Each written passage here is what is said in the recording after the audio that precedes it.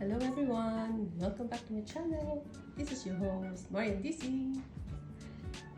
For today's video, nakikita nyo naman, meron ako lumang sapatos. Ito yung most favorite na sapatos ko.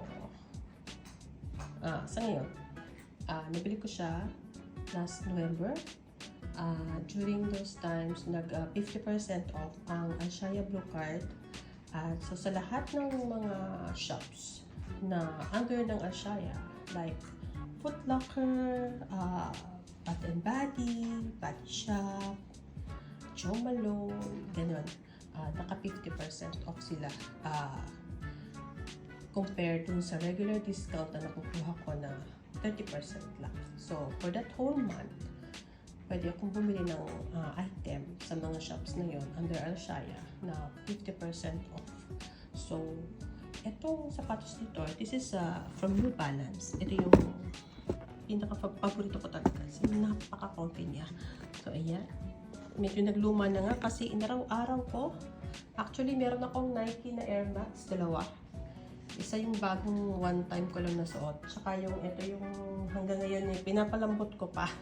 Actually, napaka-aesthetic ng Nike na Air Max. Kaso, minsan talaga masakit sa paa. Lalo na pag matagal ka na naglalakad. So, ito, kahit maghapon ka maglakad, ay grabe, sarap sa paa. Ito nalabahan ko na kaya medyo luma na siya. So, ayan. And, since wala na akong makita na bago nito, na ganito na protection pack, this is 2002R protection pack from New Balance. So, wala na siyang ganito ngayon. Meron siyang ganyan na protection pack, pero wala na yung size ko. Ayoko ng kulay, kaya naghanap ako ng bago sa New Balance kasi nag-open na yung store nila talaga. Yung mismong flagship store nila. At sa kabutihang palad ay meron pa rin akong 30% off. Kaya naman sinamantala ko. So, ang una kong binili, since luma na tong aking New Balance, ang una kong binili is white. Kasi naghahanap nga ako ng katulad niya. So, wala. So, bumili na ako ng white kasi mas maganda to sa mga dress. Yeah. Mas madali itong i-pair. Actually, nung una kong tingin, parang ayaw ko kasi ang bulky niya. Ang bulky niyang tingnan. Look, oh. Diba? Ang laki. Ang laki ng swelas. Diba? Pero nung isuot ko siya, ay, ang ganda. At saka, ang sarap sa paa. Kaya naman, binili ko siya. Ayan. Hindi ko palang nagagamit kasi, syempre, wala pa akong inaano na. Tsaka, wala pang pupuntahan na talagang mga issues. Hanggang dito muna to. Kasi talaga pinagluluma ko yung isa. So, ito muna yung una kong binili. Naka 30% off. Hindi ko na sabihin ko ng presyo. Medyo mahal. Pero, since may discount ako, carry na naman. Compared dito sa presyo sa Pilipinas, mas nakamura ako dito kasi may discount ako. So, yun nga, yung white.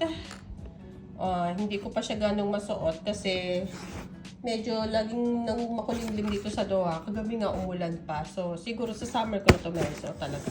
Hindi ko siya iuwi ng Pilipinas kasi alam ko madudumi lang yun doon. So, yan. Ang next naman, kasi binili ko asawa ko ng sarili ng New Balance. So, since gusto kong makitwining sa kanya, naghanap ako ng pinakamalapit na itsura. At ito naman ang aking nakita. Gusto ko rin to yung green. Yan. This is, ano ba to? Wala nakalagay. Wala nakalagay. Pero, 2002R din siya. Hindi siya protection pack. Kasi protection pack parang may ano to, yung flare. Parang may ganun siya. Ganun siya. Ewan ko, unique yung style niya eh. Pero itong 2002R, parang regular lang siya. At ganito yung kanyang ibabaw. Yan, ito pinagkaiba nila. Ito yung isa kasi Stella talaga siya, matibay. Actually, yung ilalim no, wala na siyang foam eh, yun no. Kasi parating nahihit ng aking kuko sa paa. Kaya yun, nabutas na. Buti na lang matibay yung ibabaw. Ito ay pagdadasal kong sana'y magtagal siya. Kasi sa lahat ng sapatos ko, yun lagi ang problema ko. Nung nakaraan, na-addict ako sa Asics. So marami akong Asics. Lahat ng Asics ko yun ang naging problema ko. Pati dun sa Air Max ng Nike. Yun ang naging problema ko. Every time na kasi mahilig akong maglakad, ito talaga ang mabubutas. So tatahiin ko siya kasi nanghihinayang ako. Instead of itapon ko, kung yun lang naman ang problema. So tatahiin ko siya ng maliit na ganun para magamit ko siya ulit. So yun. Pagkatasa kung sana magtagal ito sa akin. Ewan ko ba sa akin hinlalaki sa paa kung bakit ganun. So yun, ang cute-cute niya, diba? Yan. Para maingganyo na rin akong maglakad. So ito ay... Ito lang, pag uwi ko sa ako isusuot. Hindi ko siya sinusuot sa Pilipinas kasi ang init sa atin. At saka talaga namang, ay, siguro kung magsusuot ako ng ano, ito na lang ulit ang dadalhin ko. Yan. Yan na lang ulit ang dadalhin ko para ma-maximize ko yung gamit niya. Total, maganda naman siya. Tsaka ang sarap sa paa nito kahit maghapon akong maglakad. If you can get hold of this shoes talaga, sobra hindi kayo manghihinayang. Napakasarap sa paa. At lalo na ako kasi thunders na ako. Siyempre, gusto ko yung mga komportable. Ano ko na nga yung iba kong mga sapatos.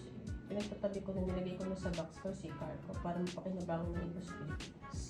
So yun, nakutin na ulit mo dito. So yun lang po. Nag-flex lang talaga ako ng sapatos. Pasensya na. Wala kasi ako may content eh.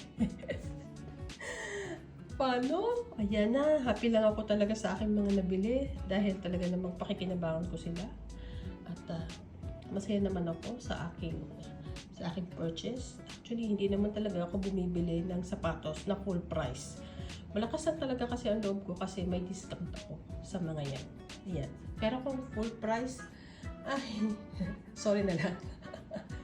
Hard pass talaga ako pag full price. Kasi alam ko mahal talaga. So, yan. Salamat sa inyong panonood. Pagpasensyahan nyo na ako. Hanggang sa muli. Paalam!